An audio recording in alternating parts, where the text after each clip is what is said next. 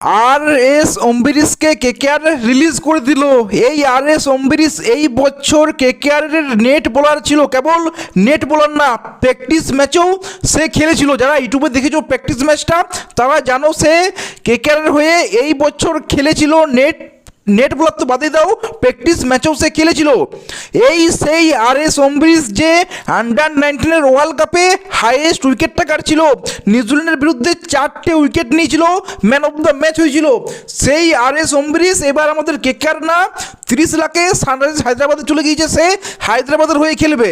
কিন্তু দেখো সত্যি কথা বলতে এটাতে আমি অ্যাটলিস্ট খুবই খুশি হয়েছি, কারণ 2025-এ আয়ুষ মাত্রে যে তোমার কেকেআরে ছিল সে সিএসকের হয়ে খেলছে। এখন 28 বলে 30 বলে ছেলেটা সেঞ্চুরি মারে, সে তোমার এখন সিএসকের হয়ে খেলছে যে তোমার কেকেআরের ছিল। আর এখন খবর আসছে আর এস অম্বিরিশকে এসআরএইচ সাইন করে নিয়েছে, কারণ ওর শিবম মাবি আই থিঙ্ক চোট পেয়েছে।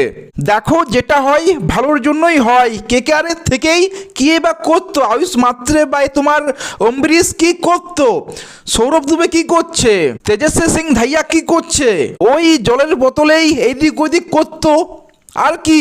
তো এর থেকে ভালো ভাই এদের মধ্যে ট্যালেন্ট আছে।